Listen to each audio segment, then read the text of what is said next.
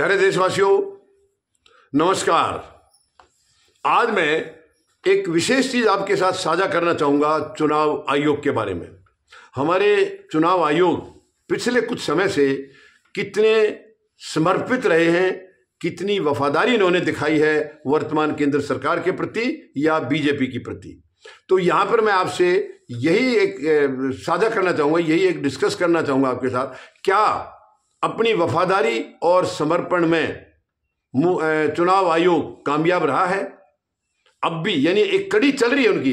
हरियाणा में चुनाव हुए थे और उसके बाद महाराष्ट्र में हुए हैं, उसके बाद दिल्ली के हुए हैं।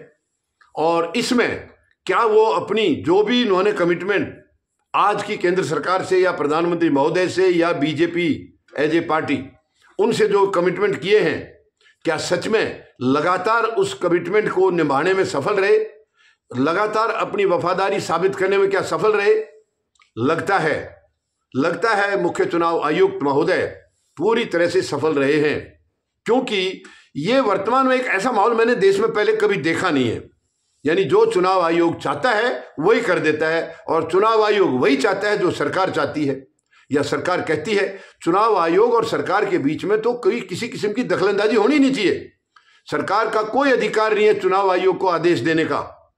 लेकिन अब क्योंकि समर्पण तो समर्पण है, अब वो समर्पण किस वजह से है, क्या चीज, अब वो धीरे धीरे देखिए ऐसा कोई चीज छिपती नहीं है देश में, छिपेगी नहीं कोई। सच्चाई बाहर जरूर आती है, आज नहीं तो कल आएगी, कल नहीं तो परसों आएगी।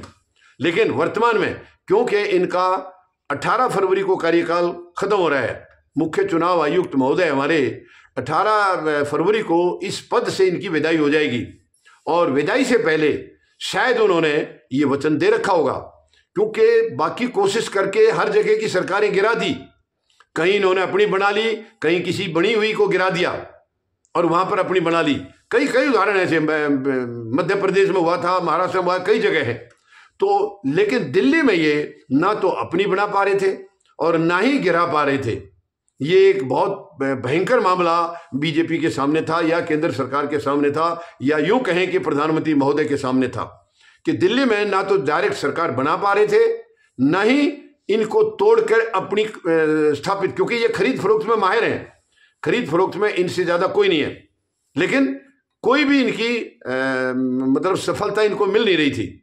तो आखिर में शायद इन्होंने ये टारगेट फिर मुख्य चुनाव आयुक्त महोदय को दिया होगा कि अब ये दिल्ली का भी सूखा आप जाने से पहले हमारा तोड़ जाइए। मैं दोष नहीं लगा रहा हूं, कोई आरोप नहीं लगा रहा हूं, जो बातें निकल रही हैं देश के अंदर, पूरे देश में चल रही हैं, मैं उसी आधार पर कह रहा हूं।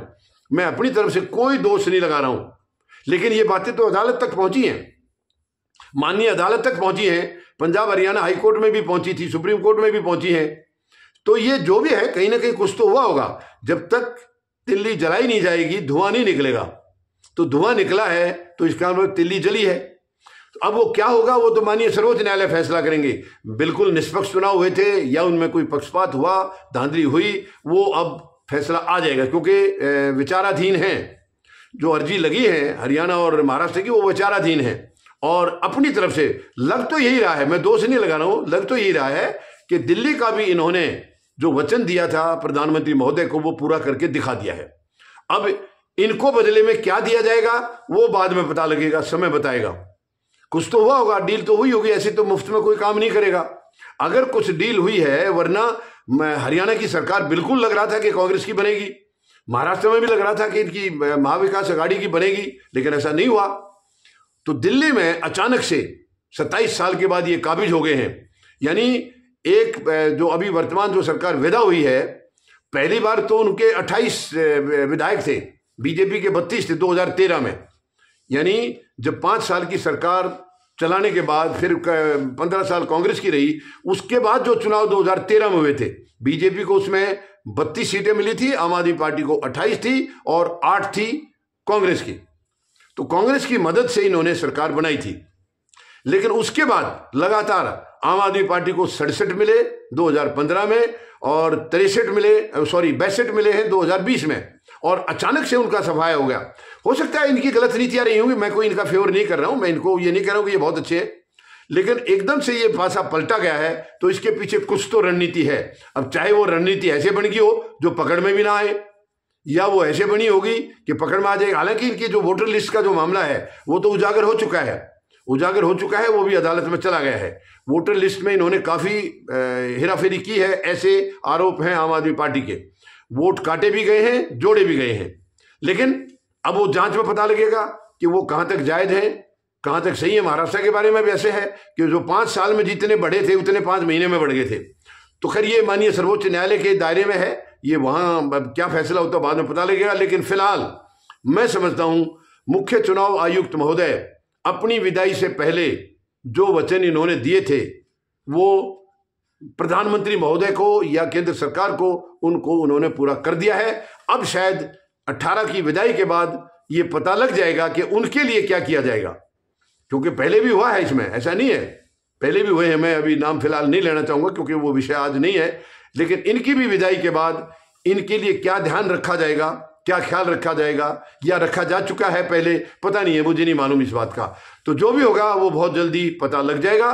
लेकिन फिलहाल मैं इतना जरूर कह सकता हूं, जो सामने दृश्य दिखाई दे रहा है उसके मुताबिक दिल्ली तक इनको काबिज करने का जो वचन दिया होगा इन्होंने प्रधानमंत्री महोदय को, वो उन्होंने बखूबी निभाया है, अपनी कामयाबी उसमें हासिल की है, जो कमिटमेंट को पूरा करने में, यानी अपना जो समर्पण इन्होंने शुरू किया था वो समर्पण इनका बरकरार रहा है। अपनी जिम्मेवारी जो वचन दे रखे थे उस पर ये खरे उतरे हैं। अब देखना है कि इनके लिए क्या किया जाएगा, या ये इनका क्या बेनिफिट इनको मिलेगा, ये अभी समय के गर्भ में है। और 18 फरवरी को इनकी विदाई के बाद फिर पता लगेगा कि सच में कोई गिव एंड टेक था या केवल ऐसे ही शोर शराबा मचा था, वो बाद में धीरे धीरे पता लग जाएगा। धन्यवाद। जय जवान, जय किसान, जय हिंद।